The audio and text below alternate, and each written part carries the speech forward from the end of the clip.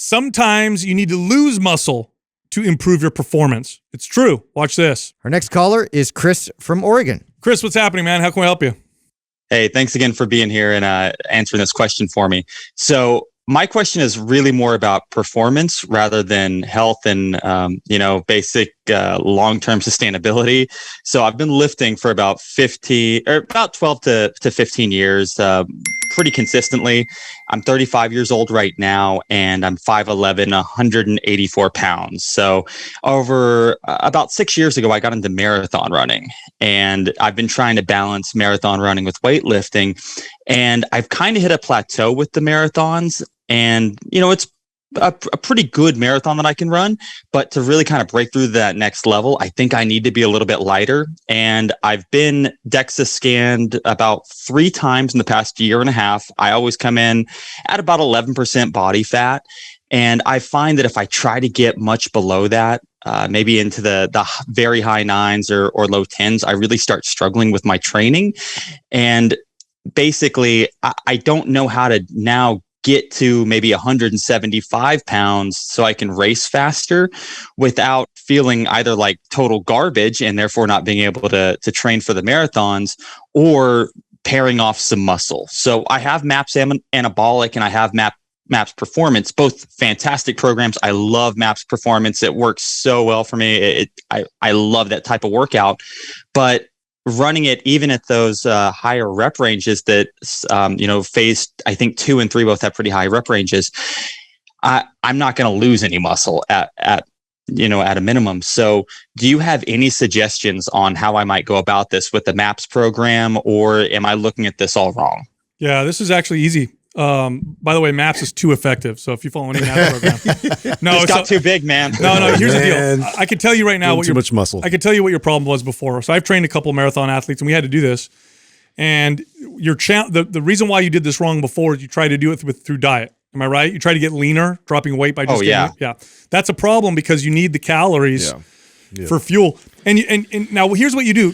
Don't think of the losing muscle process as a burning muscle off process. Think of it as an adaptation process. It's literally this easy. This is all you got to do. Lift weights less and run more. Okay. And your body will adapt in a way that makes you better at running. So rather than doing 2 days a week or 3 days a week of strength training, keep it 1 day a week. Keep it very basic. You're training for a marathon, so you're going to be running a lot anyway. And it's going to help maintain some of your strength, and you're going to lose some muscle. And that's about that. So what's going to happen is you just get better at running, which means you're going to probably pare some muscle down. So I wouldn't lift more than once a week at the most, maybe 45 minutes at most.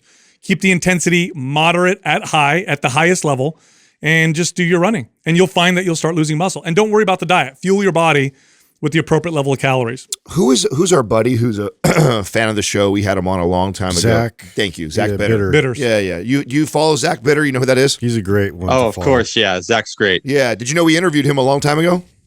No, I didn't. I got to go find that. Yeah. Go back at what long time, like 5. Fat adapted athlete, man. Yeah. He's I really like what he does leading up to the race, and what he does nutritionally. I thought was really interesting. And counter to what I would have thought back then. So great interview that we did with him, and may apply to some of the things that you're doing. What's your time, Chris? What are you clocking in at? Right now I'm at 233 at 185 pounds, and I'm trying to get below 230. Yeah, no. Now, what is it to qualify for Boston? Do you have to get below 230? Is that why that's your number? No. Boston for me at my age is 305. So you're there. Yeah, so I'm there. At this point, it's just I want to see how good I can do. Yeah, that's purely it. Chris, it's literally as easy. Just keep feeding yourself and run more and lift less. And your body's going to change and adapt. And by the way, here's what may happen. This is going to fuck with you a little bit. Your body fat percentage is probably going to go up because you're going to lose some muscle. And the scale may not go down as much as you think because of the little bit of a transfer, but you'll get better at running. So I wouldn't even worry. So don't worry too much about the weight or anything like that. Just measure your performance. You'll lose muscle through doing that, and you'll lose some weight. Your body fat percentage may go up. Don't get hung up on that though, okay? Because some marathon runners, actually I would say this, there's quite a few marathon runners that I trained who performed better at 15% body fat than they did at 10% body fat. Oh, I would think that. Yeah, no, I would. I mean, that it's stored fuel that you can tap into later on. So it's not. They just felt better because they were able to fuel themselves. Yeah. There's of course people that. Well, you got to think that the lower and lower we get body fat percentage, the more and more we're sending a signal to our body to freak out a little bit and not operate correctly. You get really, really low like that, and then you're also pushing it. I just think that you're going to operate better in that 10 to 15% range than you would ever at like a 6 or 7 for a marathon runner. Do you not feel like as explosive as you're running? Like, is that a focus of yours that you've noticed?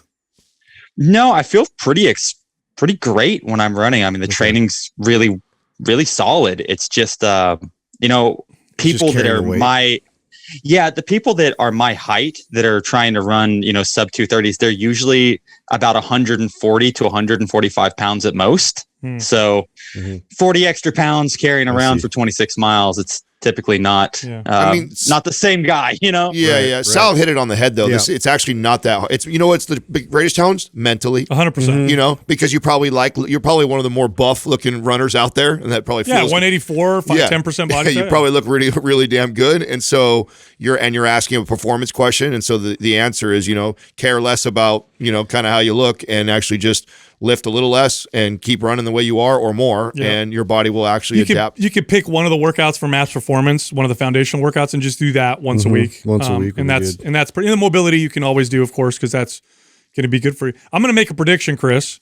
I'm going to predict that you're going to get there, and then you're going to not like it, and you're going to want to go back. My wife already hates the idea, so yeah, probably so. Yeah, but I get it. I get wanting to attain goals, and it'll be a huge accomplishment. I mean, you're kicking ass, so I mean, I'd be here. I'd be wanting to kind of see what I could do. Who doesn't want to win? Yeah. So I get it. It's a season phase.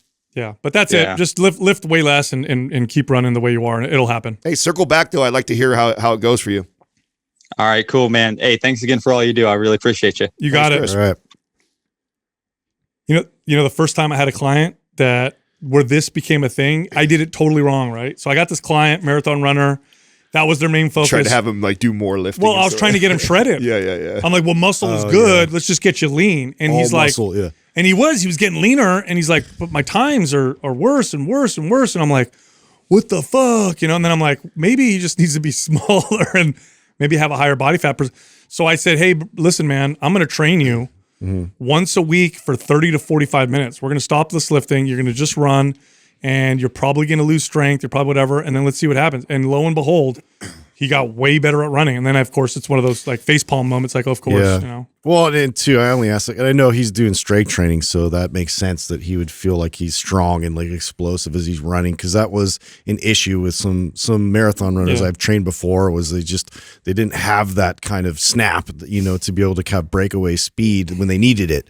But it sounds like he has that. So now it's really just about managing his energy appropriately.